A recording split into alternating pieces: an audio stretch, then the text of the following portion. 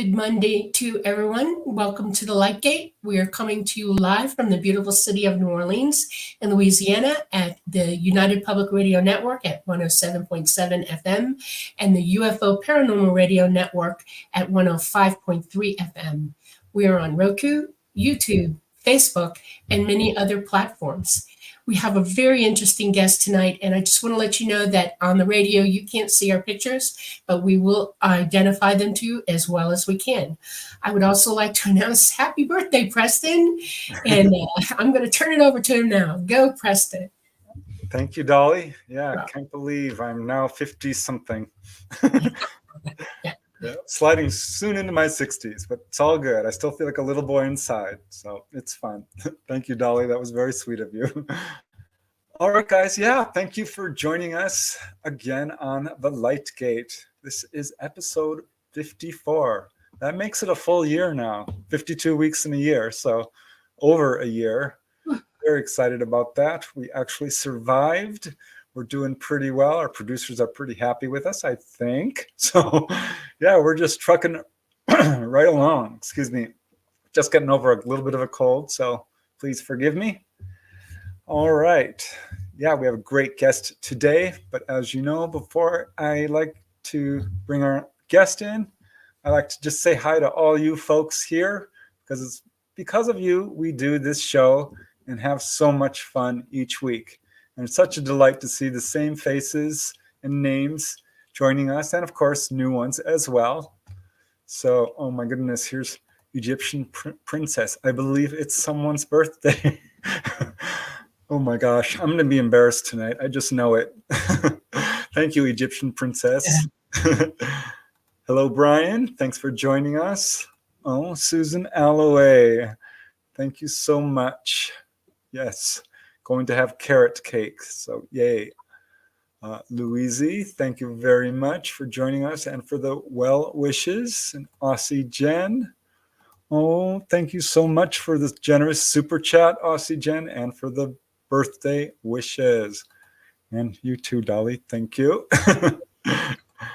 Hello, Rotary Motion and J.R. Amadeus Schiffer. Yes, Dolly is feeling much better. So thank you, and namaste. Thank you for the birthday wishes. And yeah, Dolly's birthday is in 2 days, so happy birthday to you, Dolly. Pre-birthday. Because we can't do it live on the show.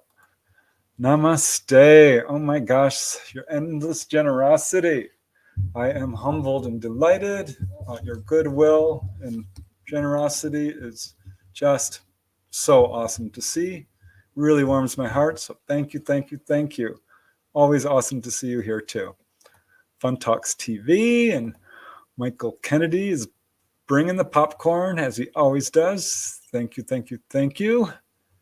And we have Jacques Dion, who says, wonderful guest tonight. Yes, Kathleen Marden. Oh, all the way from Montreal, Quebec. I suppose you can speak French then. Well, I wish I could understand it. I can speak it a little bit. But... He speaks a lot.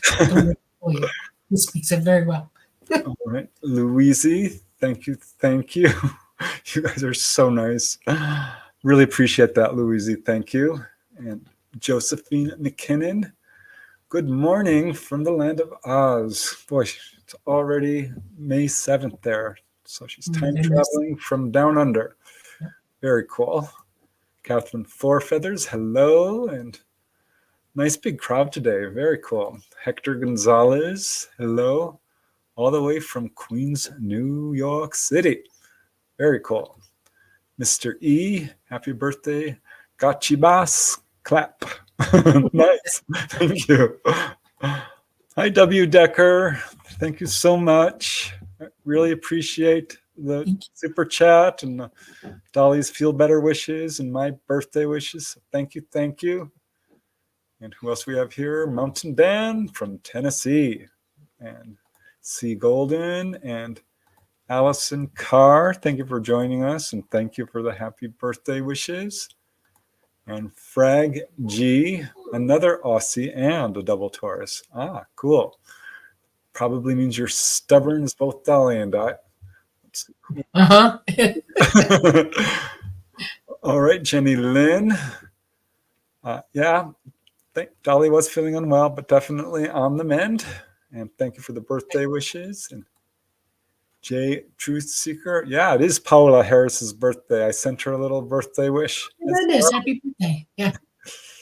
Okay, who else? Cyberspace. Hello. And Olivia. Thank you very much. And Linda Catlett. My goodness, we do have a big group today, Dolly. I'm going to have to I know. this up pretty quick. KM and Tweet Scotchy. I love that. Very nice. And Janet and Dave and Pamela. So reminds me a little bit of Romper Room, if you remember that. Eyes to See and Robert Hamley and Louise. Thank you, thank you, thank you. And Brilliant Design and Pamela Jesse and oh my goodness, Star Orchid. I'm going to get in trouble, but I'm going to keep going, Dolly. Just a few more. All right. Maria, hello. All the way from Kalispell, Montana. Brilliant Design. And Henry Jackson and Hidden Sky Machines and Yvonne Smith. Very cool. Hi, Yvonne. Who else do we got here? Oh my gosh, you guys, I'm just going to have to get started because there's so many people joining us tonight. Must be you, Kathleen, because our crowd is not normally quite this big. All the way from Sweden. Dolly, say something in Swedish. I do. Wrestling. Jagalaska dig. Jag älskar det. That's what I'm trying to say. Jag älskar det. I love it. Yeah. And Grateful One, thank you. And Shelley Chamberlain, thank you so much. And the Troll Go and Roland Powers. Okay, let's just get started, guys. It's time. I'm spending too much time on comments. And when we have such a wonderful guest, it's really time to start with our show. And yes, tonight I'm super excited. This is someone I've been following forever. And if you're anyone with any interest in this field, in this subject, you've probably heard of our guest. Her name is Kathleen Marden. She is actually the niece of Betty Hill, but she is an iconic figure in this field in her own right, for sure. In fact, she's the author of many books. Well, let me just get into her bio. She is an author, researcher, and experiencer. We're super lucky to have her on tonight because her interest in UFOs and ETs began in 1961 when her aunt and uncle, Betty and Barney Hill, had a close encounter in New Hampshire's White Mountains, as I'm sure you've heard about.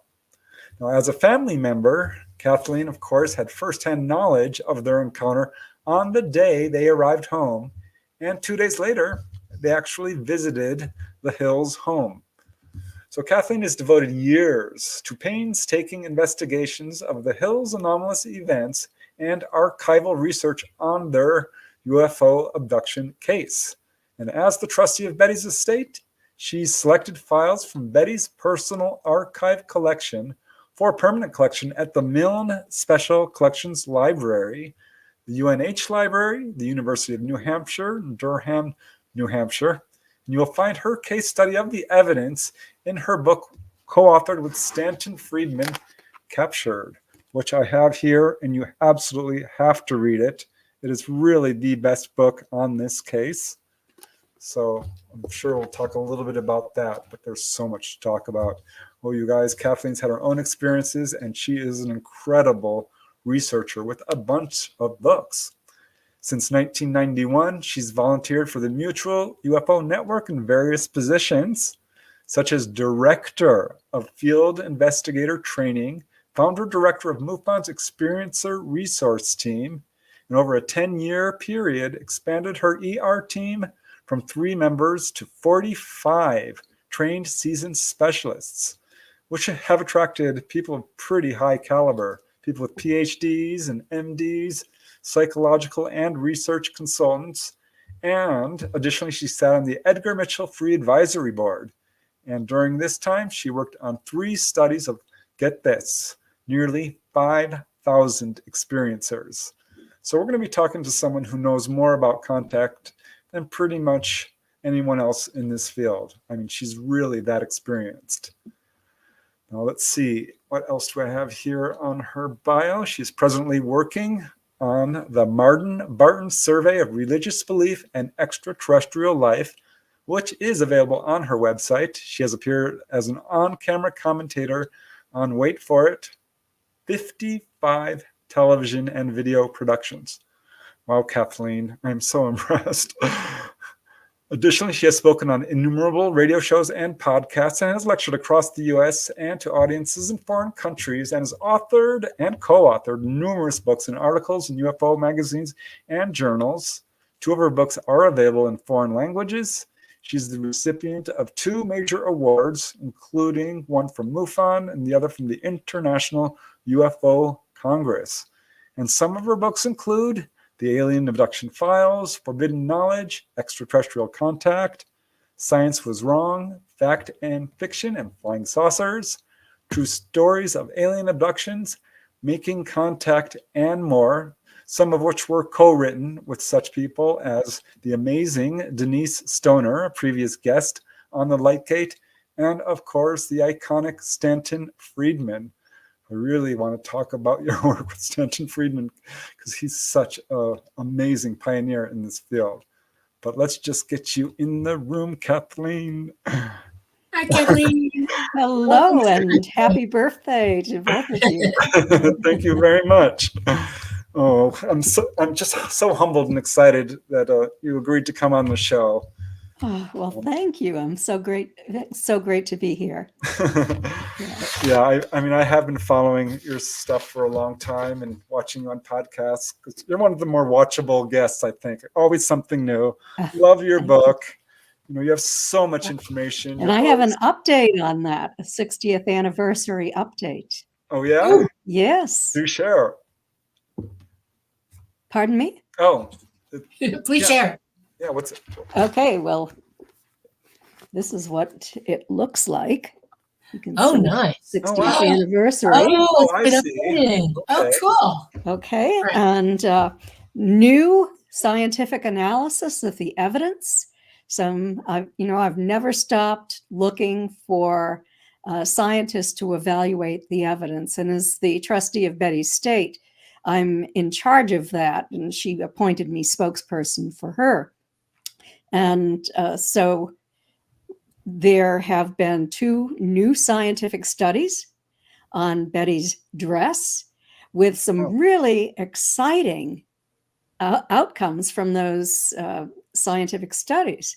Wow. One of them was a DNA analysis of the lining of Betty's dress. Oh, wow. And we took the samples from the area where her navel would be, right around the waistline. And as we examined, I was with Ben Hansen doing a television show up at the University of New Hampshire at the archival collection where the dress sits today. And so we were looking at the spots on the dress, and he thought they looked like blood, maybe.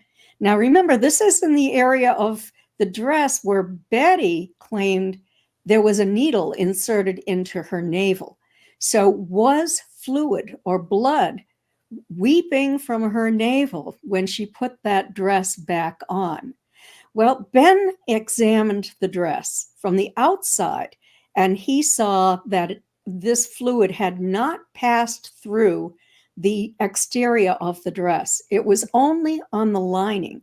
So it meant that it came from the inside, not the outside. She didn't spill a drink or something, in other words. So I sent the sample, and I had a disc with Betty's blood sample as well, off to a laboratory for DNA analysis. And the result was that they discovered that it was fluid from Betty's body that was the source of that DNA stain. You know, so that was really big news. Wow. I thought that was Very cool. Yeah, that could confirms. Yeah. it suggests that her memory of the needle in the navel was true. Amazing. Wow. Yes. Amazing. Well, So we do that have a was lot to talk about, don't we? yes, and there was some rare and very expensive metals with a very high burning melting point on the front of her dress. Well, I actually took samples from 3 different areas of that dress for scientists at a major university. Wow. In the chemistry department. And so that underwent analysis and just I don't know if you'd call it the smoking gun or not, but it's pretty substantial evidence that how else could these very rare, one of those metals is extraordinarily rare in the Earth's crust, but abundant in the universe. What metal was that? Do you remember? Tellurium. Okay. All right. Oh, wow. Yeah. Yes. That's That is really interesting. Yes. That is absolutely fascinating. Uh-huh. Wow. Okay. Well, gosh. There's a lot more in that last chapter too that I All added. right. Boy, Like I said, Yeah. when you were in the green room and we were beginning to start the show, I always love to hear about how people were introduced into this subject. And of course, you're part of this whole iconic pioneering event, which changed the world, changed the way we all think about this subject. I mean, changed everything when it comes to UFOs. So I know that that's part of your story there, but I'm curious, growing up as a little kid, did you believe in UFOs? Did you have experiences? How did this all bring you up to where you are today? I had never heard of UFOs when I was a little kid. The first time I ever heard of flying saucers is when I arrived home from school. I was 13 years old. I was in the 7th grade, and my mother was on the phone with my Aunt Betty, whom we called Eunice. Her real name was Eunice Elizabeth.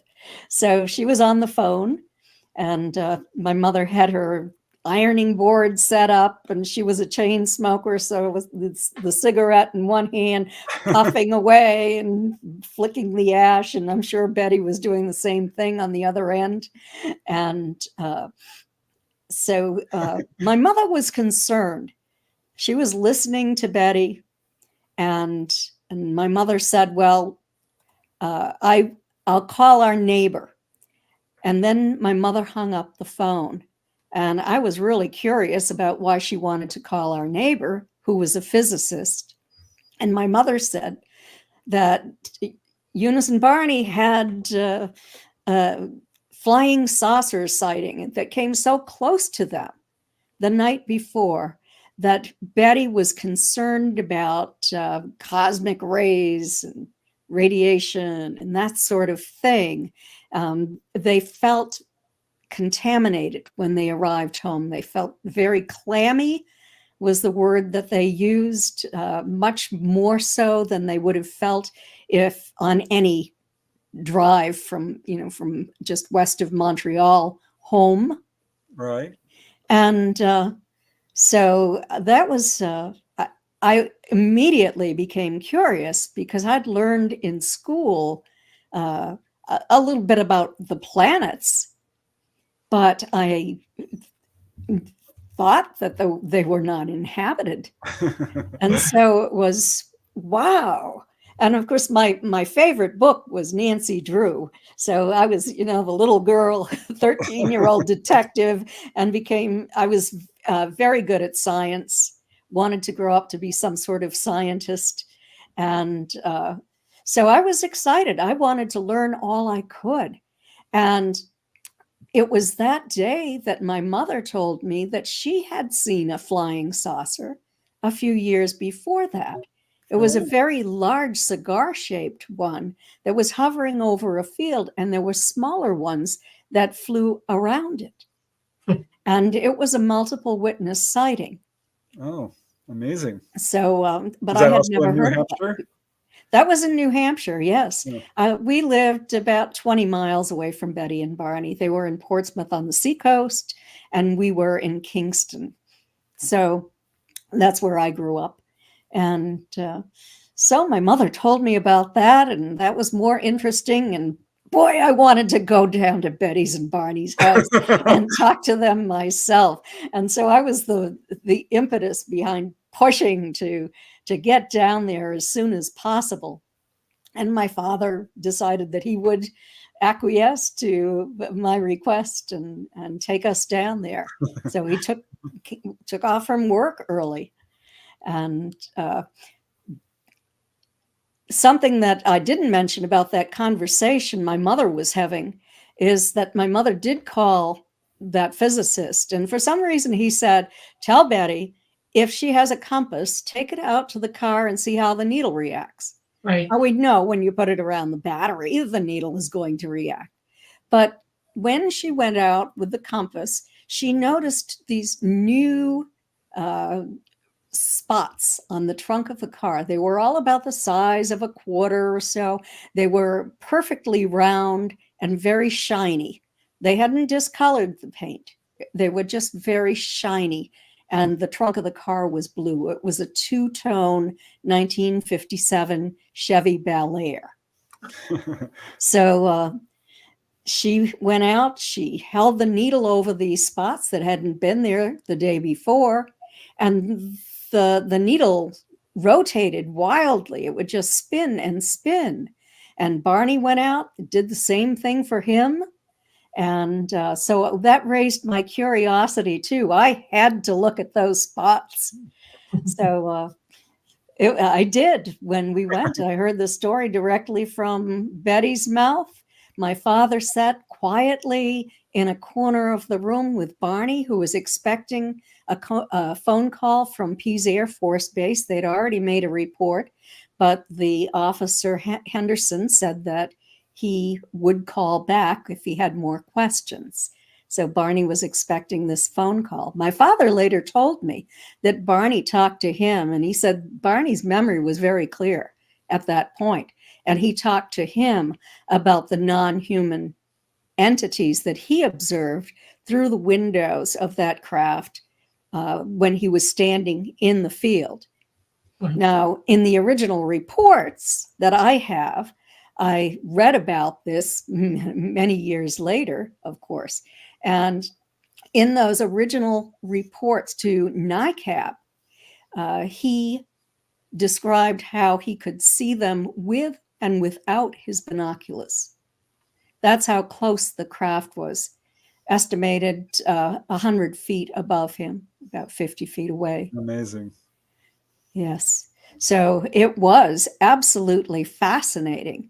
And I had the opportunity to watch as all of this unfolded, the impact that it had on Betty, the impact that it had on Barney, which was much, much worse than Betty, and how it changed Barney completely from being just a happy-go-lucky, joking kind of uncle that we really enjoyed spending time with, to someone who became deeply troubled about this incident because of his conscious memory of all of this, and the missing time, the 2 hours to 3 hours of time that they couldn't account for. And they would drive up to the White Mountains and drive along that close encounter route time and time again. And they would always look for that dirt road that they ended up on it, where they saw tall trees all around and a fiery orb that appeared to be sitting on the ground and a roadblock. They had conscious recall for all of that. It's pretty courageous to do that, actually. to go up and look again. They were seeking answers too. Right. They were trying to ignite their memory. Exactly. Right. Yeah. Yes. And, initially Barney said, forget about it, Betty. Don't tell anyone. No good can ever come out of this. And in a sense, he was right. He wanted to just forget about it. He didn't want to face it. Betty did. She was very curious. And I think that probably because Barney had this strong desire to just forget about it. It is what caused his bleeding ulcers and his anxiety that finally led him to Dr. Benjamin Simon. Right, because Aussie Jen is asking, and thanks for the little super chat, did they become sick after contact? Betty told me that they both developed respiratory problems after that and had periods of pneumonia that they hadn't had previously. Also, I should mention that the dog who was traveling with them, Delcy, who was a little dachshund, ended up with a fungus infection on her skin. She was fairly new to Betty, so Betty didn't know if she'd had one previously. But there could possibly be a link between the pink powdery deposit on Betty's dress and the fungus infection on Delcy's back. Also, Betty was sleeping alone at night because Barney was working the late shift overnight at the U.S. Post Office in Boston. But Betty told me that Delcy was having nightmares, that she would yip and her little legs would run. And this was something new for Delcy. Wow. And Betty was having memories already too, in terms of dreams, right? She had 5 dreams. And in those dreams was information that they had conscious recall for. But then to fill in some of these dreams, there was information for which she didn't have any memory. So she ended up taking notes about all of those dreams. And then in November, she ended up typing out like a 5-page paper of her dream memories. Wow. And ended up being pretty accurate in comparison to the hypnotic recall. There were parts that were accurate. I did a comparative analysis of their separate statements during their entire trip as part of the research I did as a social scientist. And what I discovered is that there were many times when Betty and Barney, under hypnosis, and I remember that Dr. Simon reinstated amnesia at the end of each session, and he hypnotized them separately. One was in a waiting room with bombastic music playing, so that person could not hear what the other was saying. But Betty and Barney, under hypnosis, were describing the same things in different locations. The number of entities, how they walked, how they approached the vehicle, and that was different than her dreams. And I wrote about that in Captured. I've just posted a new article on my website. The Betty and Barney Hill dream transference hypothesis is obsolete.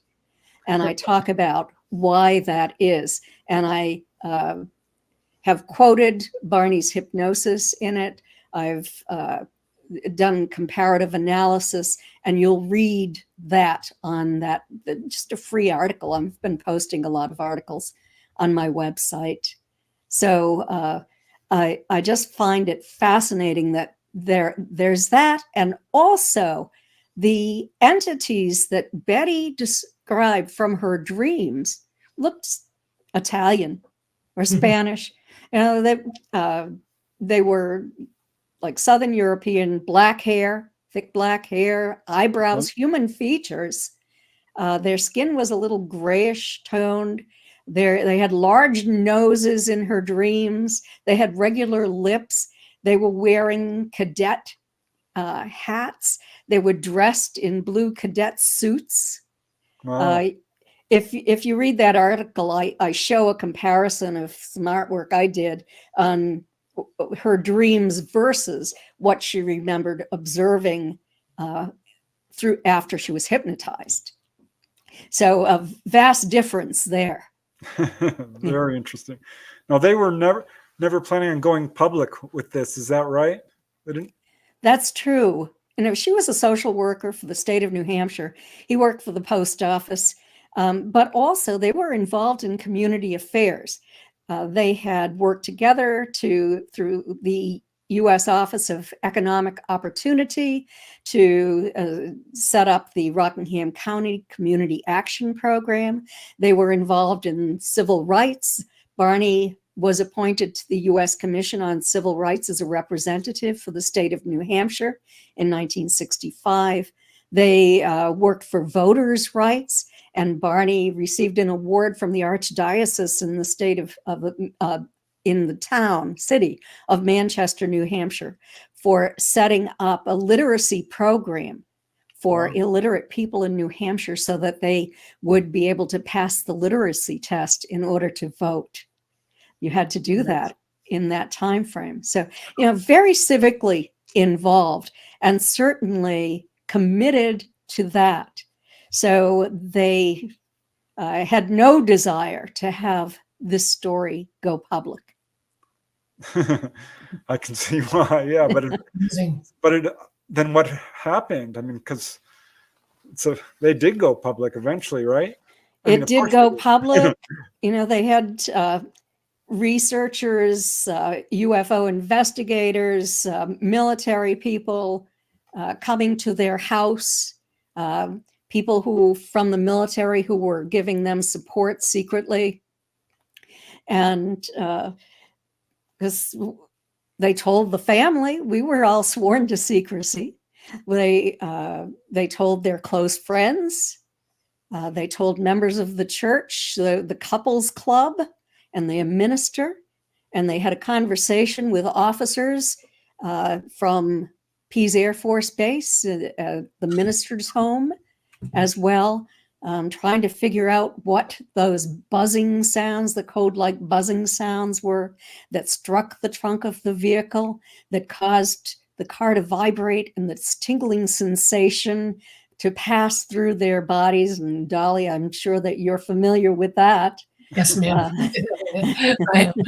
And that happened just before Betty and Barney sort of lost track of everything, and the 2 hours to 3 hours of missing time ensued. So, there was just so much going on when I was growing up, and I met the scientists who were coming. But anyway, how did it get out into the public besides what I said? Well, one of the wife of one of the military officers knew the story. She became friendly with Betty, and after they had hypnosis, and so these military officers knew the story.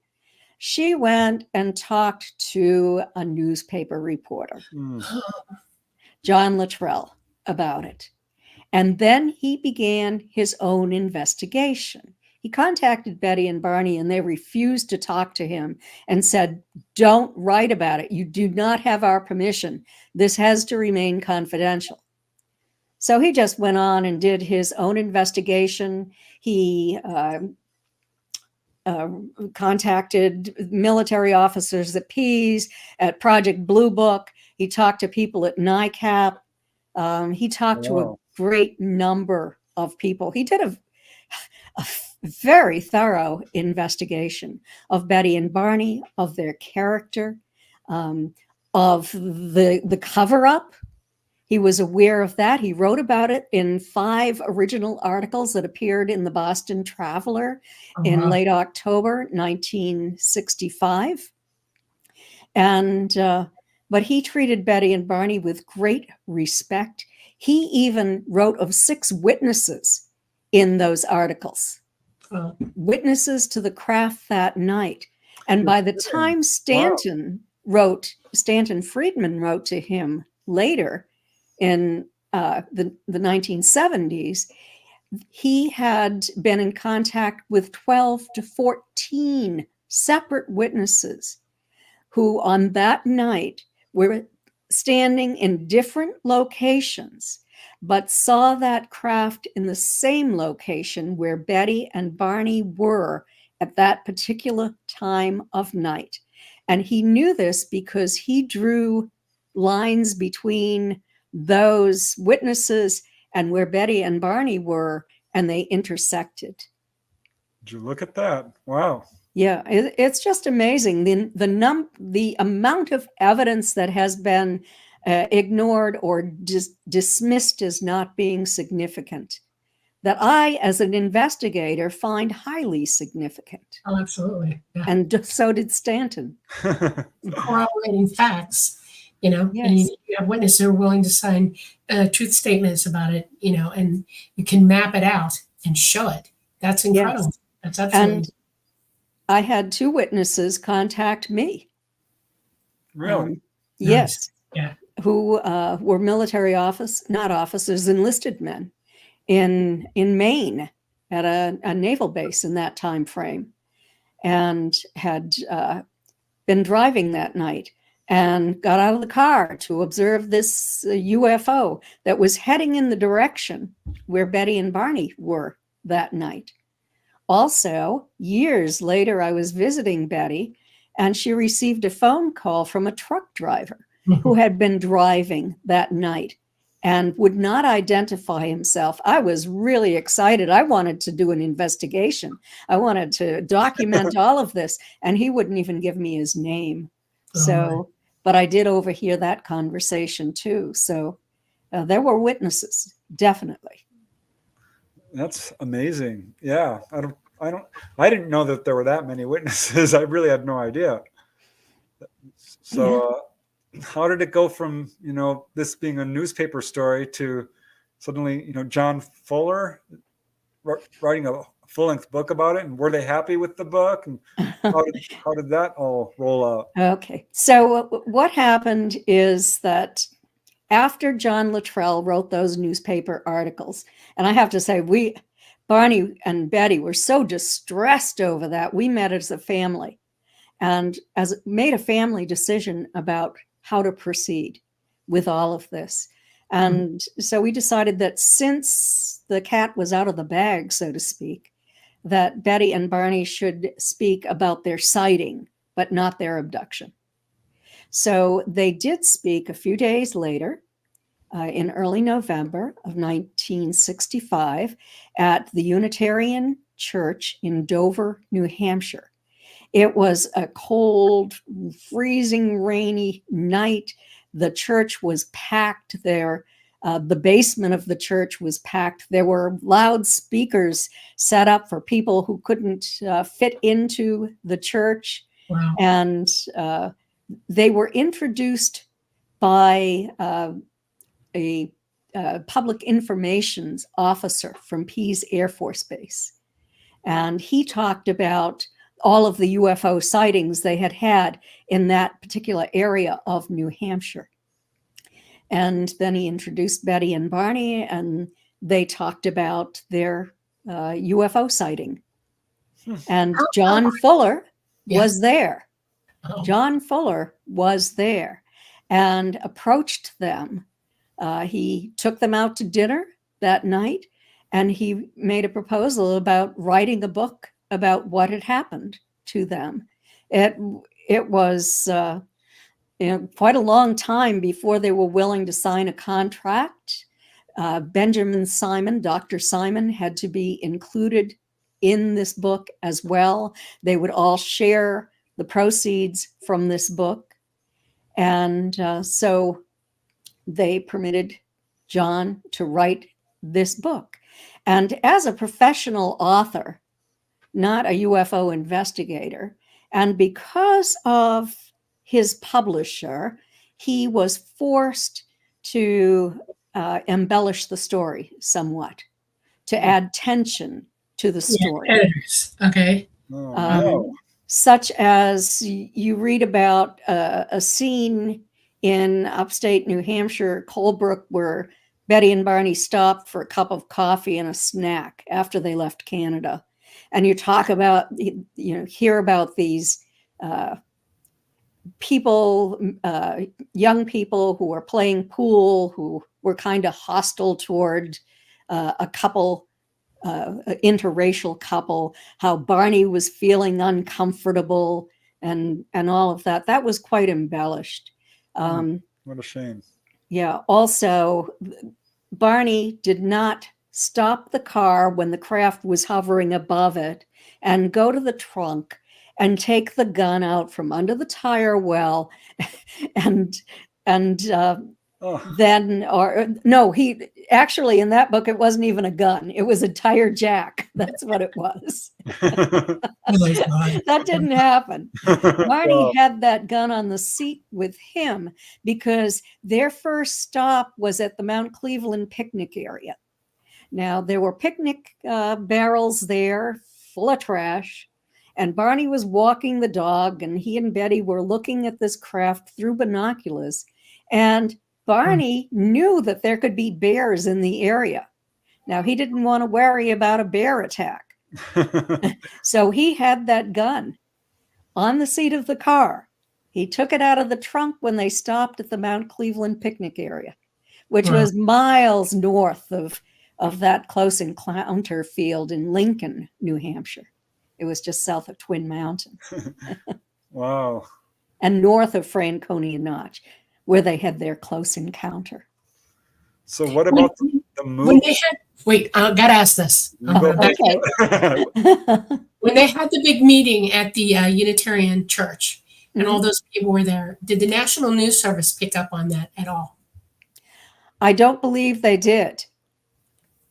I could be wrong, but I don't have any newspaper articles Wow. about. Because it's curious that yeah. two people from the military introduced this, and, Yes. and nothing in the national news got picked up. Okay. Right. But Interesting. maybe it did. Maybe it did. But Yeah. John Luttrell's story had just come out, Okay. and that sold so many copies. I mean, it was incredible. I have copies of that article all the way from Australia.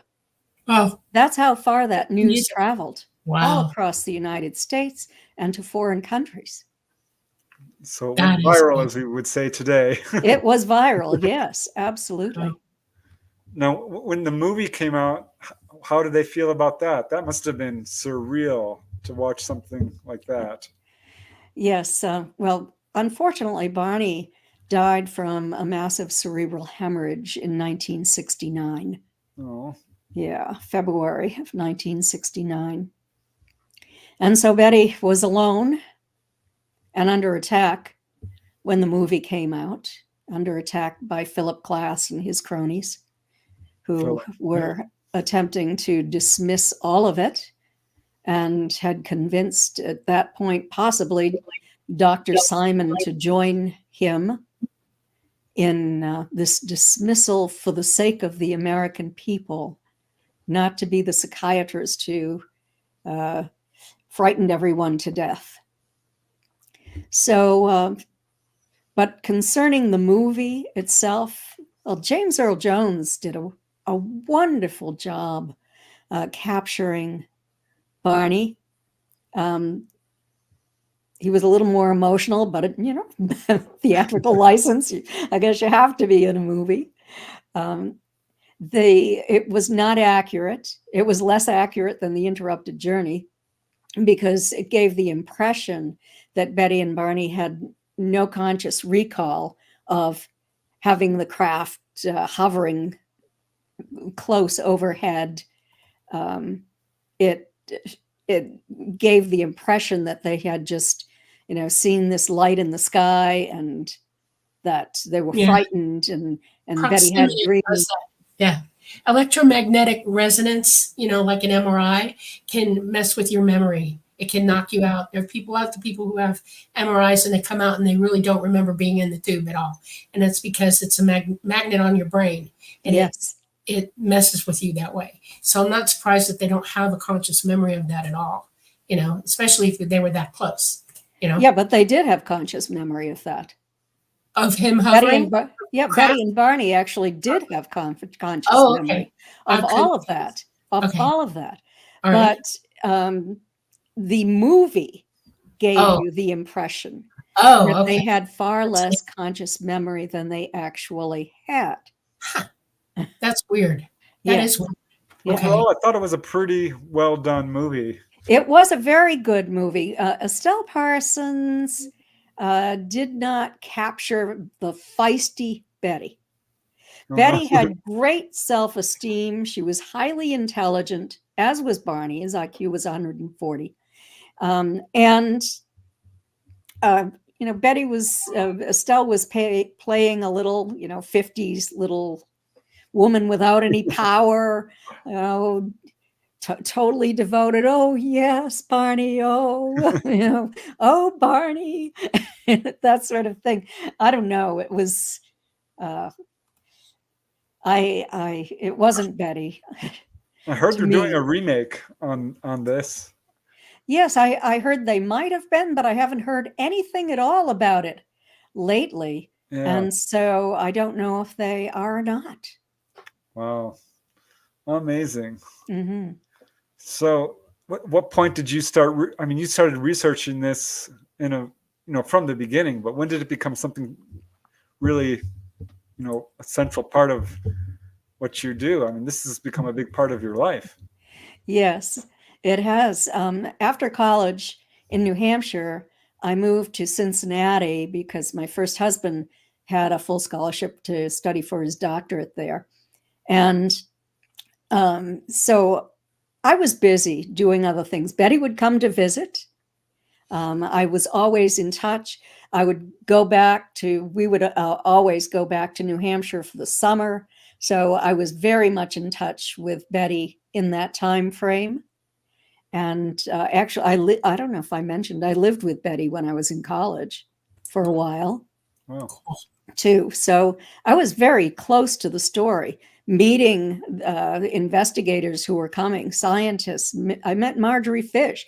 I had dinner with Dr. Benjamin Simon, and I think it was John Fuller and a scientist who was there as well. So I was sort of there all the way through this, but I didn't actually begin to do a formal investigation until 1991, when I joined the Mutual UFO Network and trained to become a field investigator. Now, before that, I spent a lot of time with Betty because I was back in New Hampshire again by 1984, I think it was. Wow. So I spent a great deal of time. Betty was my mentor. She was teaching me everything she knew about the field. I wrote my first paper in, I believe it was 1991. It was a 17-page paper on their experience. I'd written one in high school too, but it was fictitious. I fictionalized their names anyway. So anyway, from 1991, once I joined the Mutual UFO Network, I started that formal investigation and research. And Betty gave me her hypnosis tapes, and I transcribed all of them. And I would tell you, I was a slow typist. I was never a good typist, but I finally finished it word for word, all 10 hours of tapes. And then I was able to do my comparative analysis on their separate statements, that I talked about earlier in the show. And eventually, I was writing the manuscript for this.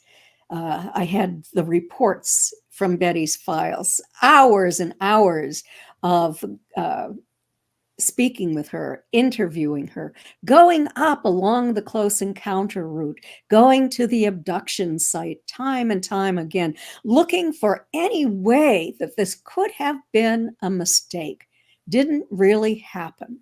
I couldn't find, in the end, after I did everything, I was even more convinced that this was real, that this had happened, than I had been previously. So even my husband and I later on, this is after Stanton and I wrote Captured, the first edition of it. My husband and I went along the close encounter route, stopping at the stops, not just the close encounter route, the trip from to Niagara Falls up to Toronto, on to 112 miles west of Montreal, where we spent the night, just as Betty and Barney had, on to Montreal the next day, retracing their footsteps, leaving Montreal at the time that they left, driving back to New Hampshire, stopping in Colebrook where they stopped, and following that route. I, by that time, had memorized the hypnosis tapes. So as we were driving along on those old roads, we weren't taking the new highways. We were taking the roads Betty and Barney traveled on. I was observing the landscape. I was observing everything that Barney had described to Dr. Simon as they were going along, and also observing things that Betty had observed and described as well. So it was really something. And one of the debunkers had said that Betty and Barney must have been hallucinating by the time they saw that UFO, because they were so tired from driving all of those hours. And my husband and I were about 20 years older than Betty and Barney were at the time of their encounter. And we weren't hallucinating.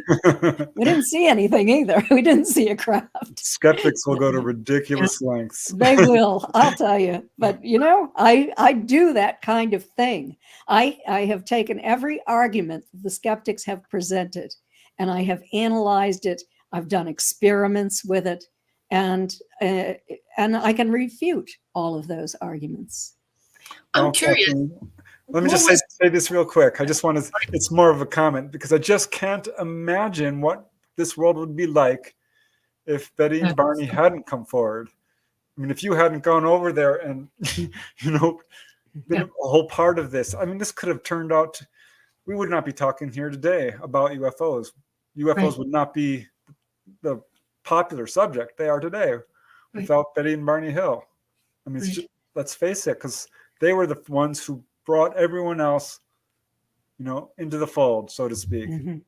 Well, they had so much evidence, but then Travis Walton, Charlie Hickson, and Calvin Parker, they came along. But it would have been known about much later, like years later. Sorry, Dolly. Now I'm very curious, okay? I want to know, you've had all these hours with Betty, and she's had to talk. I know when I'm talking about my experiences or things that went on with me, I have it's like two people at once trying to communicate. One is the actual events and the technical parts of everything, and then the other one is the emotional me and how I feel about it.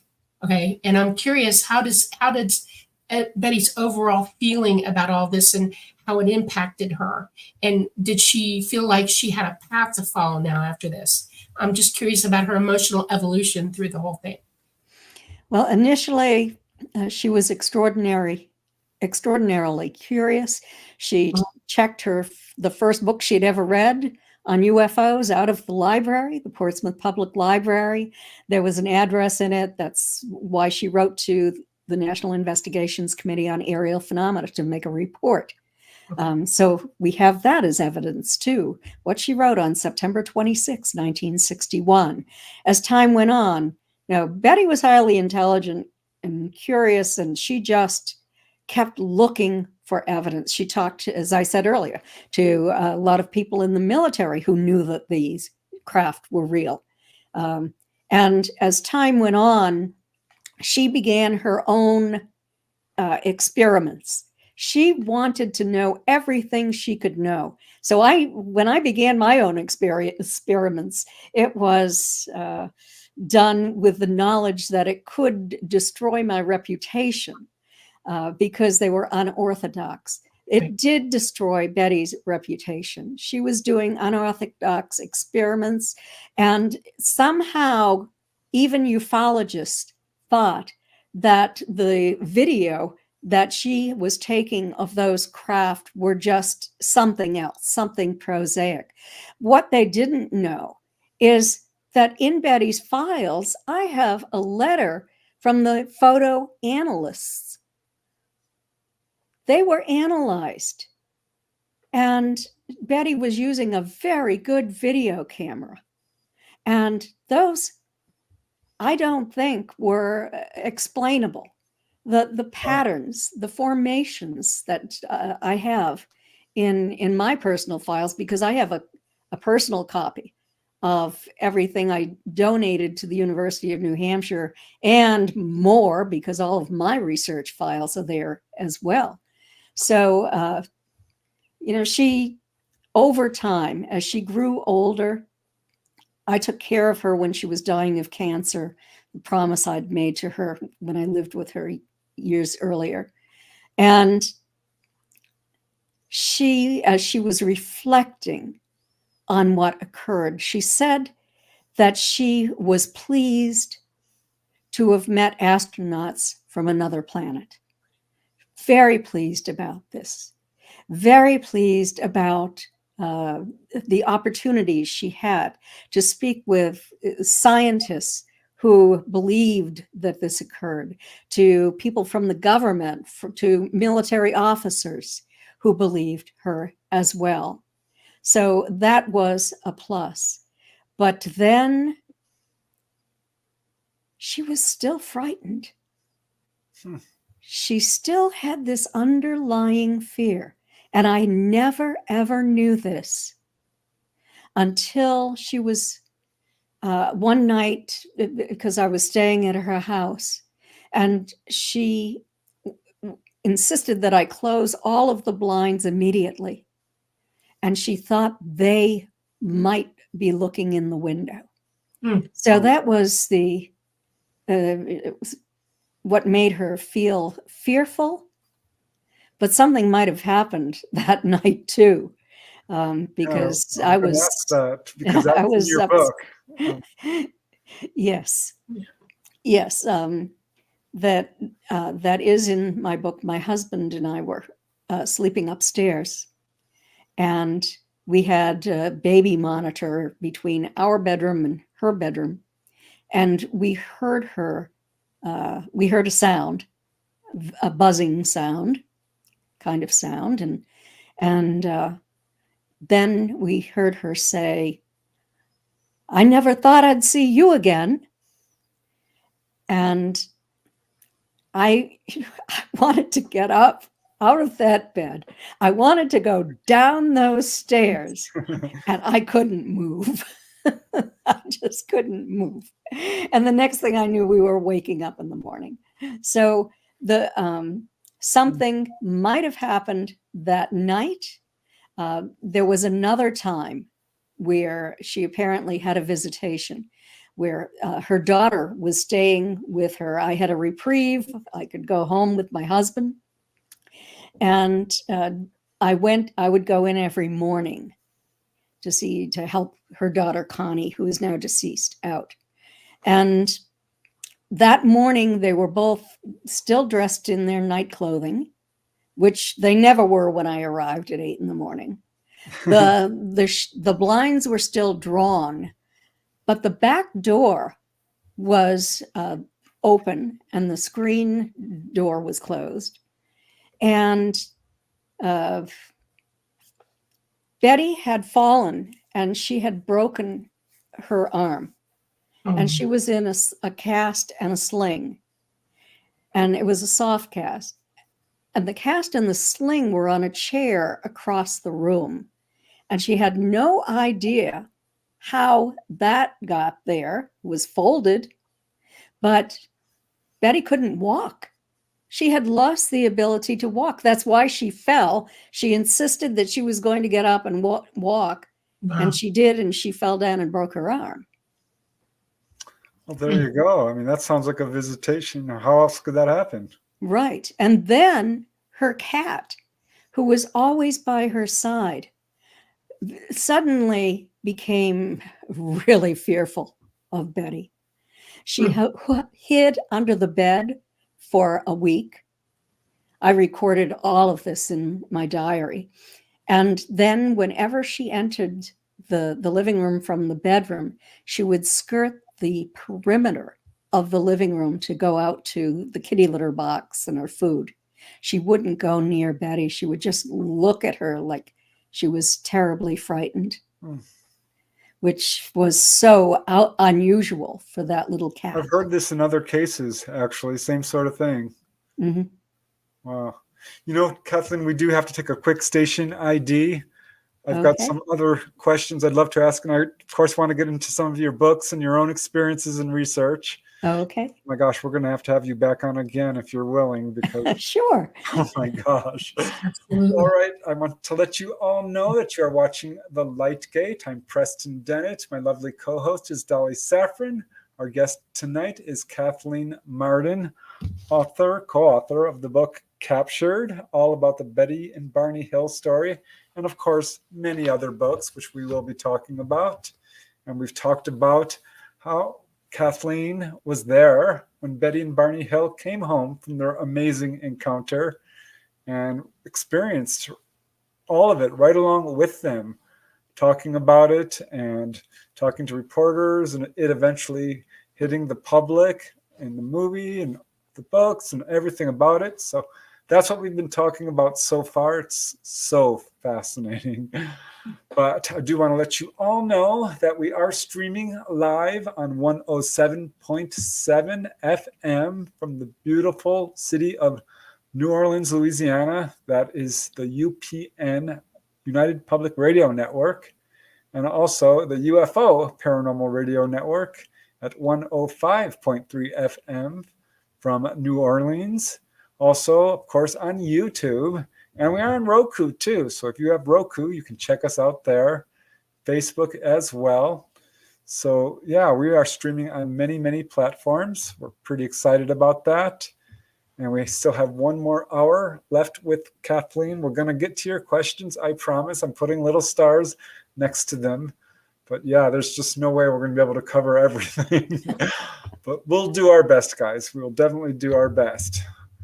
Okay, I think that's it. So Kathleen, I had this question about, that was also in your book. It was just this incident that was super intriguing to me, that I think, if I remember this correctly, Betty came home one day and there was something on the table inside a little pile of leaves that hadn't been there before. Do you remember? Do you know what I'm talking about? I know what you're talking about. I'd love I to hear have about those earrings. Well, Betty and Barney had been out that day, and they arrived home at night, went into their home, which had been left locked, turned on the light, and there on the dining room table were some withered leaves that hadn't been there. They hadn't put them there. And so they walked over to those leaves, and Barney picked them up to throw them away. And in those leaves were the earrings that Betty had been wearing on the night of their encounter. Now, Betty told me that she didn't even realize that they were missing. And my grandmother had made those earrings for her. They were like blue melted glass, screw back earrings, not pierced earrings. And so there they were. And I remember that Betty and Barney then came to my house and spoke to my father, because Barney was going to install new deadbolt locks on those doors. And so we went down there, and my father helped Barney install those new deadbolt locks. Wow. Amazing. So That's the amazing. ETs must have just returned the earrings. I mean, what other Yes. explanation is there? Yes, it's happened in other cases. That's So- amazing, and just lends more credibility to the fact that she didn't even remember. It's like, wow. I mean, these Right. little details, I find them so fascinating. Mm-hmm. Very Me cool. too. Okay. I mean, is there anything else you want to talk about, Betty, before we move on to some of your own research? Well, why don't we move on? We don't have a lot of time left. All right. Well, let me just flash up some of your books real quick, because you have quite a few of them, and I want to let people know about some of these books, certainly. Here's The Alien Abduction Files, which you wrote with Denise Stoner, who is such a wonderful lady, by the way. She We really, absolutely really is. enjoyed having her on the show. Absolutely. So these are cases you investigated personally with her? Yes. I've investigated all of the cases personally, All right. and she wrote parts of her story for the book, which is sort of the major, like 1/3 of the book. Then I wrote about a case that I investigated when I lived in New Hampshire. I live in Florida now. For another third of the book, intergenerational contact case, very compelling with evidence. And then on the third part of the book were several additional cases that I had investigated. All right. So this is called the Alien Abduction Files for those of you who can't see it. It's a beautiful cover. Would you mind talking about one or two of those cases, or one that catches your interest? Well, already know about Denise's case. So one of those cases I talked about was in the last third of the book was Tom Reed's case. Oh, wow. Yes, that's in there.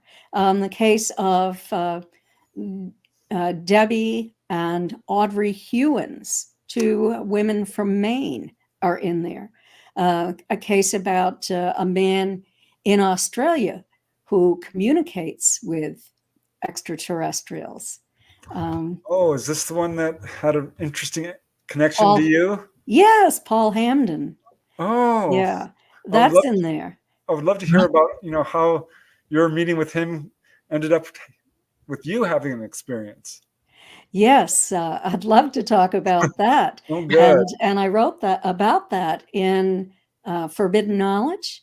And I believe I wrote about it in Extraterrestrial Contact, What to Do When You've Been Abducted, too.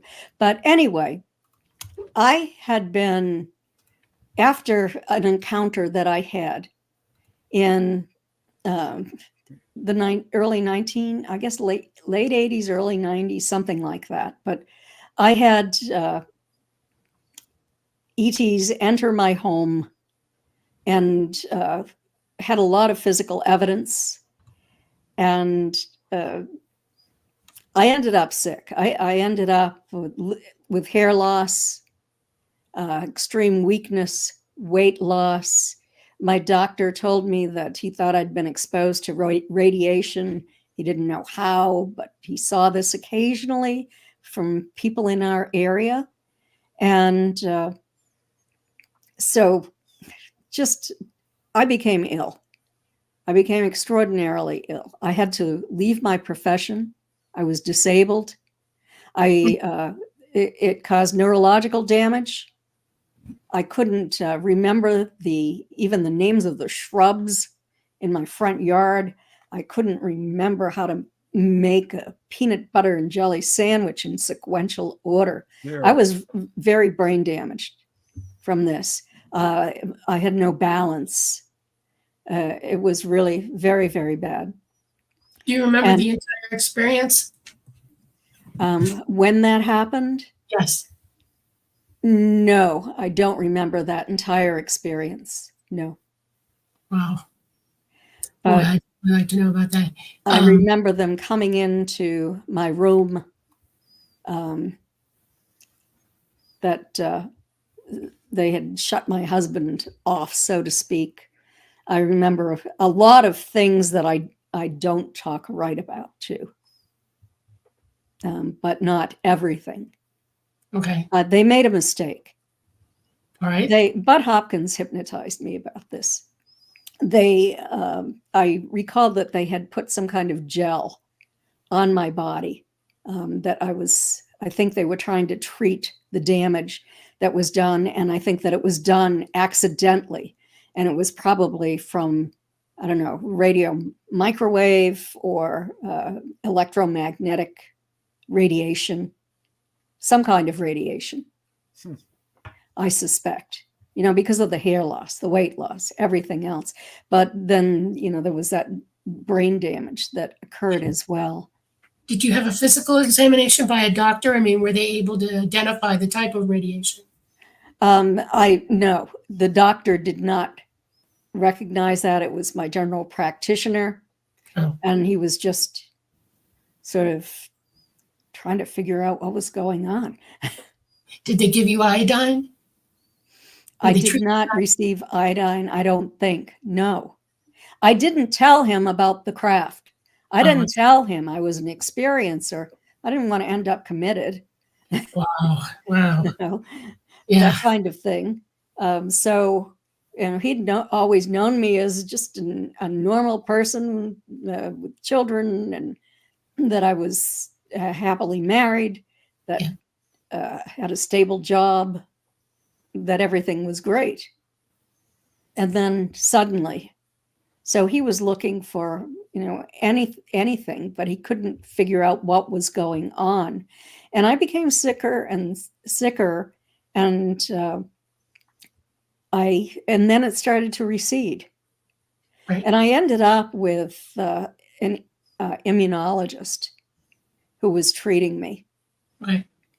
And so they gave me this diagnosis of chronic fatigue and immune dysfunction syndrome eventually, because it had some of those symptoms eventually. But I was writing, I was speaking at conferences. Whenever I would go to speak, immediately, you know, after dinner, I would go to bed. I was sick. I was so weak. When I arrived home, I'd spend days just laid out, attempting to recover. And finally, we were working on MUFON's experiencer survey. We started this in 2013. No, 2000. Denise and I started one in 2012 or 13. That was the first. Then I worked on Freeze. But then MUFON's was from 2015 to 2018. So one of the people that took the survey was Paul Hamden from Australia. So I was contacting people and interviewing them. And I interviewed Paul. And he started telling me that he had the ability to speak with extraterrestrials. And, you know, I was quite skeptical. I was still just coming out of the nuts and bolts period in that time frame. So Paul said, would I like to speak with this little entity, Keek, who speaks through him? And he said that he was a medium. And so I said, yes, I would. So we set up a meeting via Skype, and we went through this, and I spoke to Keek several times, actually. And finally, I was going to myself, is this real or not? So I said to Keek, you know, I've been very ill since I was taken many years ago. And now I'm speaking and I'm writing and I'm having so much difficulty. Will you please heal me? I hadn't been healed before that. I was getting better, but I certainly wasn't completely healed, and didn't expect it to happen. But it was 3 or 4 nights later that I woke up in my bed with some of the worst pain I'd ever experienced in my life. And it was just deep, deep pain in my torso, in my organs. And I woke my husband up and I said, Charlie, I think you're going to have to either take me to the hospital or call an ambulance. I don't know what's going on, if I'm having a heart attack or what. And so he said, well, just give it a minute and we'll see what happens. The next thing I knew, I was in a new environment. I was on a table. I know that I was lying down on my back. In my peripheral vision, I could see 2 entities, one on each side of my head. And they were tall. They weren't the little grays. I think they were tall, because I don't know how high the table was. But they seemed to tower above me, and they were glowing.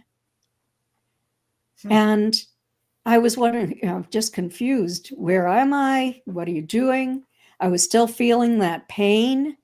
And so they produced, and I'm still not sure if it was a vision, if it was a hologram, or if it was just some kind of a screen I was looking at. But I could see my body. I was lying down on my back, and I saw these little like bots going all through the periphery of my body. And one of my organs was colored pink, I could see. And another organ was green.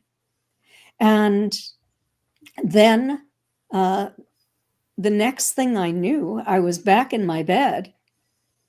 There was like this period of like going into under anesthesia. You're there and then you're not there. You're there in terrible pain, maybe going to call an ambulance, and then you're not there. And when you arrive back, you're feeling wonderful. Yeah. I felt like I was 23 years old again. I had so much energy. My mind was clear. Everything was back just as it had been before. And I was so grateful to Keek and to Paul Hamden as well. So I've written about this. I've permitted Paul to write about this too. We had eventually became friends and still remain in contact from time to time. So just an extraordinary experience. Did you tell the doctor, or did you go to the doctor after that? I've been to other doctors. Of course, I moved. I was living in Florida at that time, no longer in New Hampshire.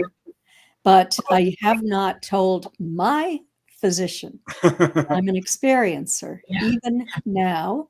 Although he's a big fan of watching me on TV, so he might see it on television because I've spoken of it recently. But I did tell a medical doctor, and you know about this, Preston. And that medical doctor told me that those are the organs that are involved in the symptoms that I was having. And that this chronic fatigue syndrome that they had discovered, medical researchers had discovered, was a complete loss of energy at a cellular level.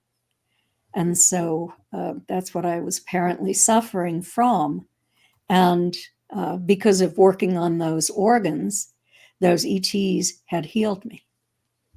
Amazing. Yeah, I love the healing cases. There's so many of them. And they don't get near the attention they deserve. Yeah, you wrote a great book about that. Oh, thank you. Yeah, I'm very pleased with that book because I think it is important.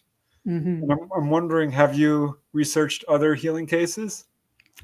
I had a major case through MUFON. And first, I was working as an investigator. And this was a case in Canada. They didn't have field investigators in Canada in that time frame. They have them now. But I was assigned to the case. And it was a man who had a close encounter with a craft. He was an amateur astronomer. And I interviewed him. I wrote the report. And then he got back to me again. I always tell experiencers, even when they don't have any kind of concrete evidence, to keep in touch. I wrote the book Extraterrestrial Contact about how to collect your own evidence in your cases. And so he was collecting evidence. I taught him how. And so from time to time, he would send me his evidence. Book, by the way. Yes. And then that's a good idea, by the way. I wrote about his case in that book too. And he had been diagnosed with lymphoma. He had cancer. I had his medical report, which I sent to that medical doctor too. He wrote about that in Free's book that I contributed to and you contributed to. And so what happened is I think I wrote about that, maybe not, but I said to him, I will ask my ETs when I meditate to heal you. And you do the same. Ask for healing. And he always kept his cell phone with him, and he could sense when ETs were going to come into his environment. And he sensed that one night before the surgery. And what happened is he was able to capture a light orb, and it slid down the wall and flew across the room like a butterfly. It was a beautiful baby blue with kind of an ecru center. Yeah. Different colors. You might have seen it on YouTube. And I think that Grant Cameron showed it, and Mary Rodwell has shown it as well. But it is amazing. I've shown it at a lot of my lectures. Flew across the room, hovered over his body momentarily, and then just put down these rays and dove down into his body. He slept, fell asleep immediately, slept for the next 12 hours. When he woke up, those very large nodes on his neck that I had photographs of were no longer present. And when he went in to have his surgery, and he wouldn't tell anyone what had happened to him for the same reason I didn't, the doctors, skepticism. But they removed 4 tiny necrotic nodes, no longer cancerous, dying nodes. That's amazing. It was amazing. Amazing. Just an amazing case. Very, very cool. Wow. All right. Gosh. So in terms of your own experiences, is it limited to what you've already told us, or have you seen UFOs? Yes, I have. When a few times. When I was a child, in my childhood home, after this happened to Betty and Barney, and I was so excited about it, there was one hovering over my grandparents' barn. Oh, wow. One afternoon, I was late afternoon, early evening, I guess it was. I was yelling and screaming and jumping up and down, and I was so excited. And my mother came out and she saw it, and she grabbed me and she pulled me into the house and closed the curtains. And, don't get near the windows. And so that was a UFO sighting. I had another one in, I think it was 1966. I think it was 66. I've written about it too. It's in Captured, the Rosemary sighting, where a friend of mine, a family friend, was walking home one night from maybe a quarter-mile walk to her house. And it was out in the country, pretty safe. And she was full grown by that time. And she had a craft that came down very, very low. And her purse that she was carrying started to rise into the air. And so then Betty came down and interviewed her after that. And the following week we went, I guess Betty was trying to call a craft in, and we picked up Rosemary, and Betty, my grandmother, my mother, my brother, and I drove, and we did see a craft, and we followed it, and it was fairly close. And then we saw it, my mother actually saw it hovering over the ice. And we got out of there and fast. But I saw it at about treetop level when I saw it. So that was another sighting. I don't know if we were taken that night. Boy, we arrived home late. We were all wondering, boy, time passed so quickly. You know, I didn't think until many years later that there might have been more than a prosaic explanation for that, but I'll never know for certain. But the first time that I did have conscious recall of being taken was, I'll tell you the report that was made. My grandmother and a commercial pilot who lived down the street from us. He was returning home from work that night, and they both saw a craft coming in. It appeared to be coming in for a landing. It was hovering over the treetops. When they saw it, my grandmother was terribly frightened and hid.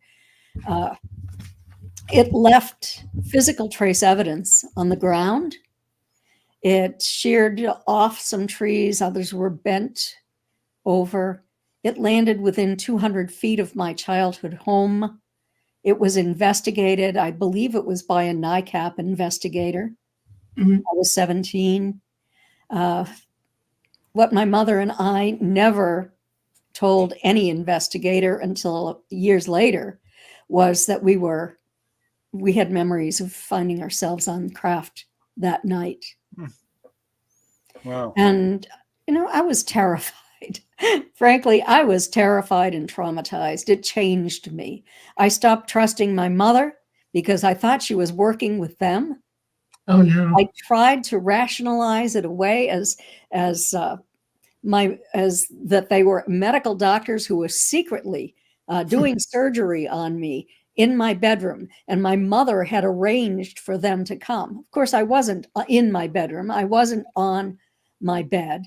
There were these entities standing around me. It took me years to remember their faces, but I knew that they were not human.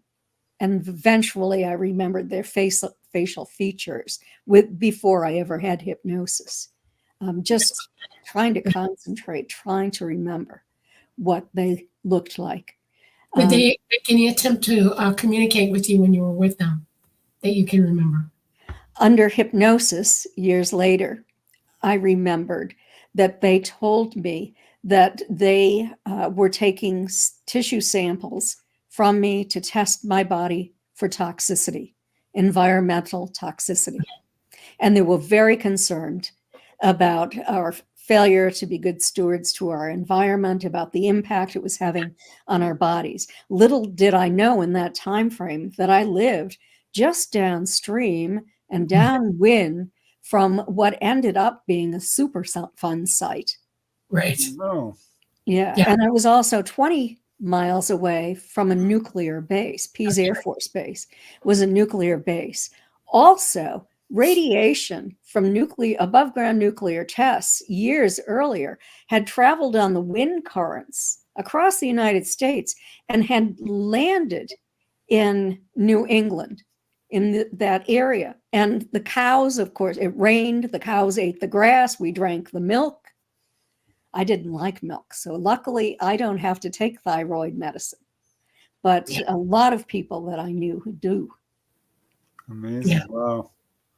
So, well, this is a pattern I see over and over again, as I'm sure you've seen before. They are very concerned about how we're treating our planet and each other, for that matter. Yes, absolutely. Which I think, is strong argument to say that, they're not here to take over or hurt us or scare us. Yes. I truly believe that they're not here for that reason. They eventually, as I overcame my fear of them, they began to pass information to me. And the information, one that I remember very strongly, and I would never repeat it except for that during these studies, people stated the same information, was that they were very concerned because our technological development was out of sync with our spiritual growth. Exactly. Yeah. And when this occurs, it could lead to the disintegration of life on the planet. And what I remember is that word disintegration. Right. Oh, wow. Yeah. So that was a message.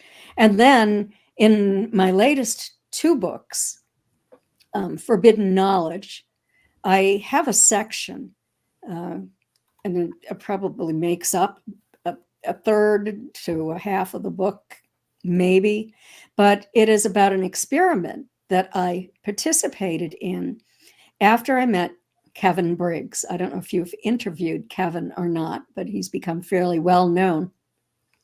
I met him at the 2016 MUFON symposium that was held in Orlando, and I was a speaker there. So I didn't actually meet him there. Denise met him, Denise Stoner, because he went to the support group that she was leading. And Dr. Melanie Martin Bragg, with whom I'm now doing this survey on religious belief and extraterrestrial life, was there. Melanie met him as well. And Melanie wanted me to meet him. And so I agreed to meet him and Melanie for lunch. And I wanted it to be under the condition that Denise would be there as well. So Denise came and we met for lunch a few times and we talked. And eventually the conversation became so lively that we ended up back at my house. And that was the first time that Kevin actually channeled this information. I didn't even realize he was channeling. Melanie and Denise did. Oh, wow. But as time went on, I agreed to hypnotize Kevin about a UFOs encounter that he had when he was a teenager. He was a paper boy. He had memories of having these tall human-like non-humans materialize in his bathroom when he was a boy in the tub. One of them came back as an orb, an orange orb, and was behind his curtain for a week and taught him how to astral project, how to astral travel. He had a lot of fun with that. And, eventually he was sending me information that the ETs were passing to him to give to me, to give to scientists. And then Kevin asked Melanie and Denise and I to participate in a scientific experiment. I insisted it had to be scientific, and so did Denise, where we could take instruments, we could measure the environment and that sort of thing. We agreed to meet once a month on a Saturday, and we were each permitted to take questions, and we wanted scientific evidence that this was real or that this was not real, that it was Kevin's imagination or it was a hoax or something at that point. You have to consider all of those things when you're doing research of this type. So we did meet with Kevin for a year, and then we added more people to the group. There were 2 skeptics that we added. In this time frame, each all of the ones who were not skeptics, I believe, definitely Denise, Melanie, and I, and some of the members of the other group as well, were able to feel strong tingling in our bodies when the ETs were in the room.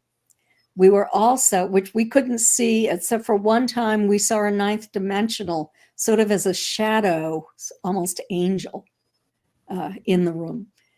Also, we measured on a laser thermometer up to a 10-degree increase in the temperature around Kevin's body as he was speaking. He was drenched, and at the end of each of these sessions, from the temperature increase, not in other parts of the room, just in that area of the room. And these ETs agreed to show us evidence.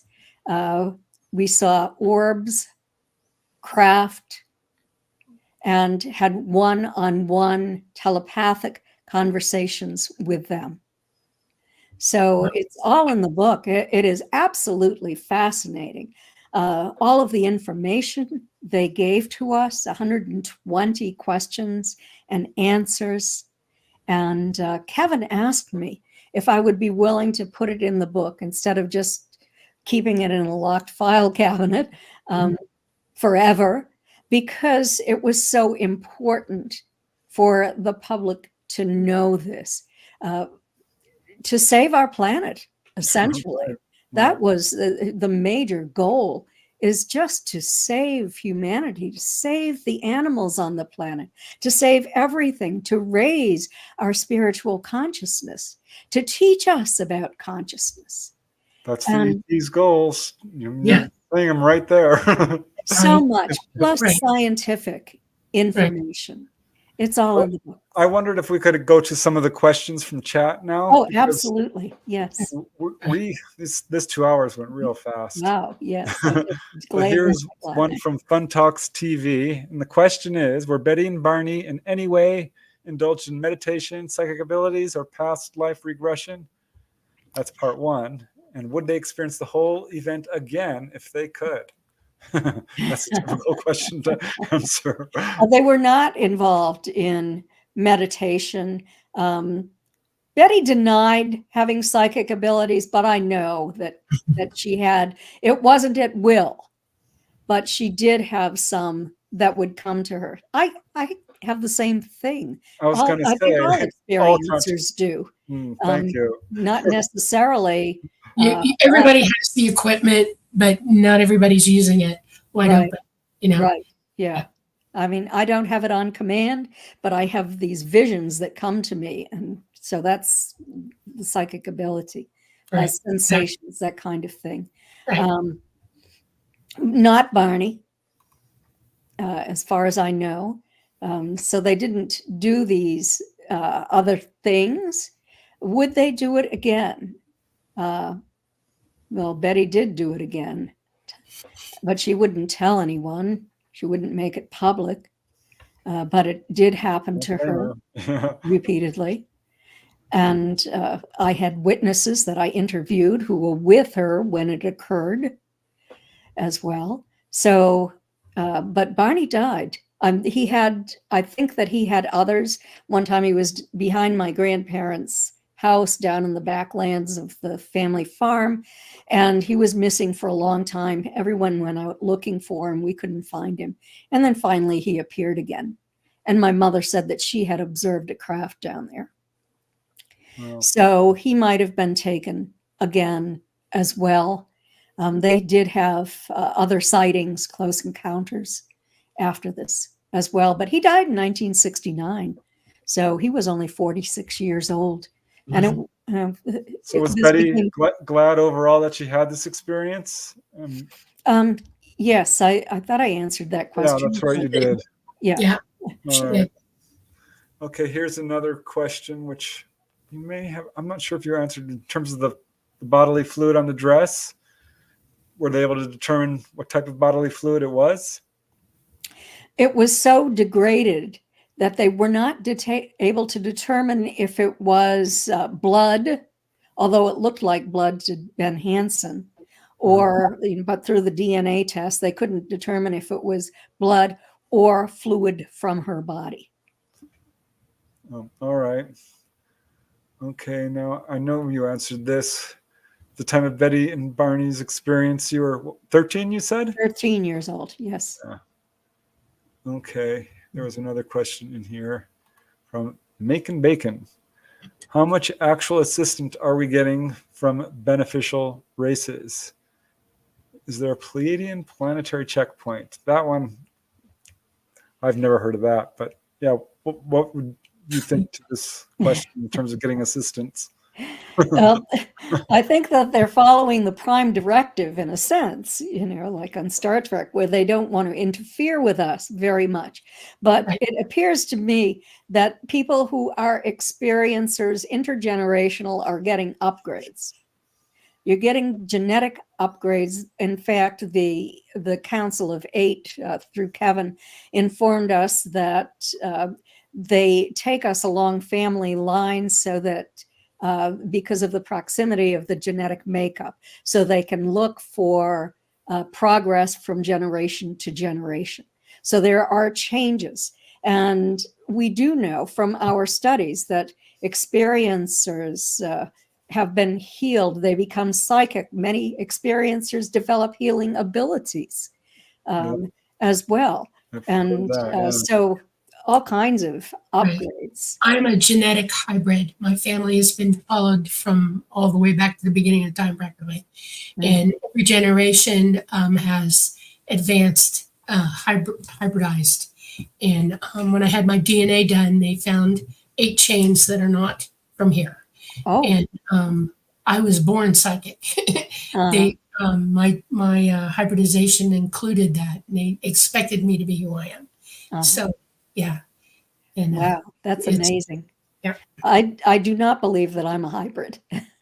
I think that I was probably taken for the first time when I was 17 under hypnosis. I said I was 3 or 4, but I've done a tremendous amount of scholarly work. I was a hypnotherapist and a quantum healing hypnosis practitioner. And according to the latest psychological studies on hypnosis, it is very good for people who are older and have biographical memories. I had no biographical memory of being taken. So I don't know if I was young or not, if it happened when I was very young. But I know that it happened when I was 17. It And then I was probably visiting did. periodically. I mean, you know the pattern. It usually does start. Yes, I know the pattern. Has Betty's daughter been a contactee? She was not her biological daughter. Okay. And so I don't believe she was. She didn't think that she was. Excuse me, my eye is burning. It's okay. I'm having some allergies too. It's springtime.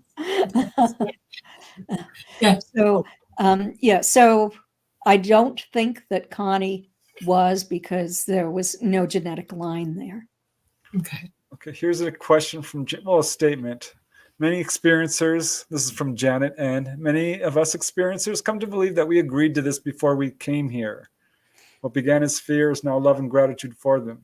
Have you, because this is a controversial aspect. People are like, I didn't agree to this. And some say, well, actually, yes, I did. What are your thoughts on that? I think that some of us did enter into an agreement before we were born on this planet. When I worked with people through the quantum healing hypnosis technique trained by Dolores Cannon and her daughter, and developed by Dolores over a 40-year period, the people that I worked with remembered this. This was part of the protocol, and they remembered these were family members, these ETs. They didn't want to leave the craft. They were visiting with family. Yeah. They had volunteered to come here to try to save this planet, to try to educate humans. That's what they said. And so, yes, I believe for a lot of people, they made this agreement, but there are some people who have suffered greatly. And it's a small percentage, but still they have. And what do you think of my labs? Do you think that's a part of this, military abductions?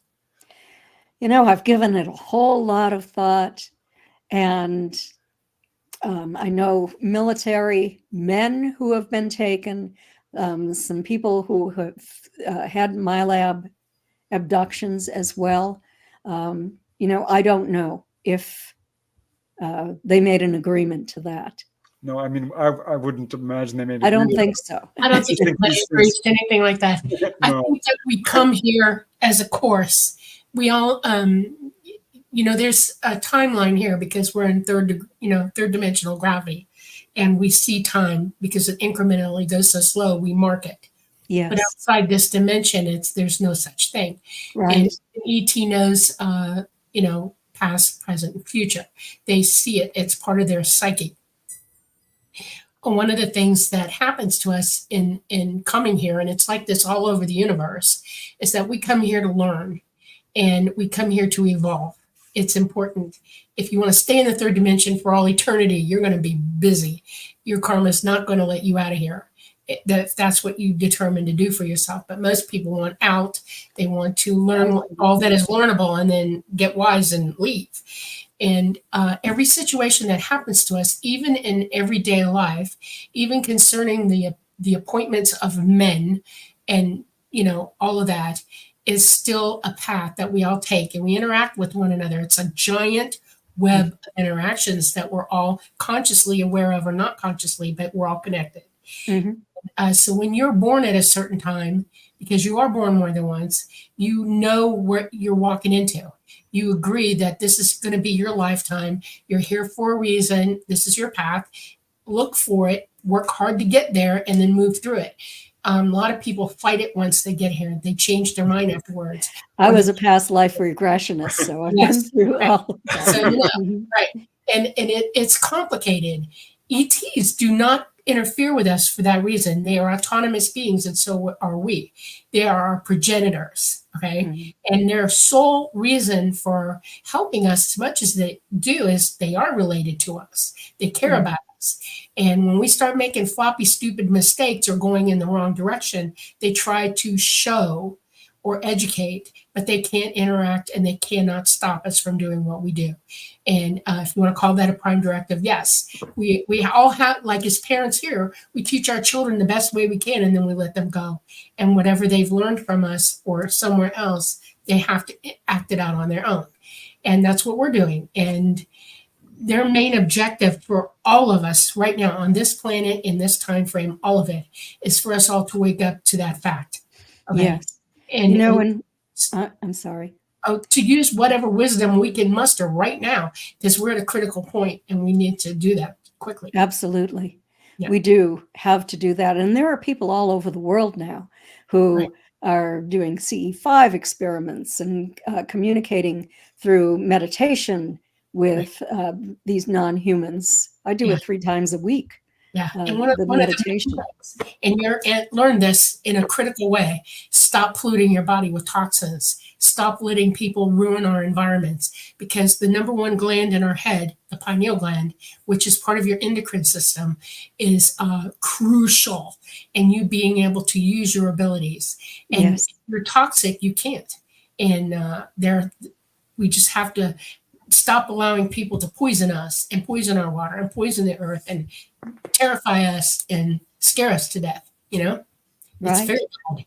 And we all need to stand up and say, enough's enough, y'all. Got to stop and start trying to learn and clean up our own lives first.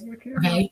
Stop using the bad stuff. Stop, living like plastic's the best stuff on the planet, that kind of thing. Yeah. Very, very true. Yes, absolutely. I don't think it's any coincidence, honestly, that Betty and Barney were social workers and doing community service. Exactly. I agree. Plus, they lived next to Pease Air Force Base, so if they wanted to check them for radiation, it might have been a good thing to do. Absolutely. Okay, we got a couple of more questions. I don't know if we can really. Maybe we're close. We got a minute or two. Go. Here's one from White Dragon. I've certainly got reports of UFOs being bigger on the inside than the outside, like Doctor Who's TARDIS. Have you had reports of that? Yes, I've heard many reports of that sort of thing. It was really strange. Kevin Briggs, that I talked about, had a little craft that came into his home. And then it expanded, and then there were full-size entities. Oh, wow. Yeah. So, they're capable of the most amazing things. Yes, they are. Sometimes science fiction becomes fact. Yeah. Well, gosh, we're pretty much just about to run out of time. We have a few minutes left. I do want to pop up some of your books so that people... I really wanted to talk more about your work with Stanton Friedman. You're going to come on with us again, right? I will. Yes. Okay. So stay on with us after the show. I'm going to get a date out of you. With some of these books. Okay. That must have been amazing. He's such a huge pioneer and such a nice man and so smart. Was so knowledgeable. So it was is there really anything else an you want honor to work with him. Briefly talk about? We still do have 2 or 3 minutes. Then we do have to close up the show. So I just want to give you a chance to say a last few words. And thank you so much for coming on the show. Yes. Well, I want to give a plug to that Marden Barton survey. which is on my website at kathleen-marden.com. Please go there if you haven't already taken it and help us. It only has 50 questions. If you're an experiencer, if you're not, only 25 questions. It's you can write in some answers if you want, but it's basically true or false or yes or no, multiple choice, that kind of thing. And we greatly appreciate it. We're going to publish a book on all of that when we finally have 1,000 participants. So that's what we're working toward. There are lots of articles that you can read on my website. I just posted one yesterday about why the Betty and Barney dream transference hypothesis is obsolete. You can read that. There are lots of articles with quotes from the original reports, lots of photographs and things that you can see on my website. Totally Also, cool. I'll be at the MUFON Symposium doing a little workshop with experiencers early on Sunday morning. And Where was this be? In Florida? it's going to be in Irving, Texas.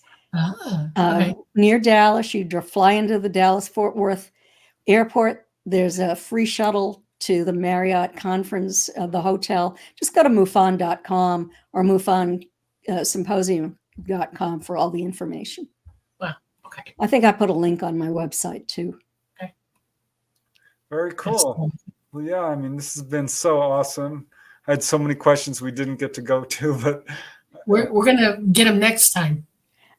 I'm not It kidding. will be fun. This was a real pleasure and very enjoyable. And Dolly, you have so much information. It's you're like a walking encyclopedia. I know. I'm starting to realize that we're working on Symmetry 2 right now, and it's going to be a lot of work. He just started asking me questions. He had 26 questions for me at first, and we're not even halfway through that particular part of it yet, and there's more coming. So, but yeah. And Preston writes great books. I'll tell you something. You might or may not know this. E.T. sent me to him. My contact sent me to Preston. Absolutely. Wow. I became frustrated when I first started to come out. I couldn't find anybody that I could consider well equipped enough, to put the story out. I was very frustrated, and my contact Talata said, I know somebody, and he made me write it down. I'm on it's called the Place of Movement. It's like you would call it the bridge, okay? And he said, write this down. I had a piece of paper and a pen in my hand, and I wrote down Preston Dennett, YouTube, right? Mm-hmm. And I went looking for him, and I found, strangely enough, his MUFON Symposium Healings, his oldest video that he ever put out. And I listened to it, and I went, oh my God, there he is. I emailed him. He emailed me back within 24 hours, and it just went from there. So they're very well aware of who he is. So it's amazing. It really is. Yes. And I trust him with my life. Yeah. That is wonderful that you were sent to each other. Yeah. But you set us up in many ways, as you know. Synchronicity. Mm-hmm. Very much so. Okay. Well, Kathleen, thank you so much for coming. And I can't wait to have it was such a pleasure. All right. Thank you. Thank you. You've been listening to The Light Gate on this Monday night. I want you all to have a great week. Everyone, please be well. Namaste. We are coming to you live from the beautiful city of New Orleans in Louisiana at the United Public Radio Network at 107.7 FM and the UFO Paranormal Radio Network at 105.3 FM. We want you to have a glorious, wonderful week and keep meditating, y'all, and keep looking for the answers and use your abilities if you can. We love you. Night night.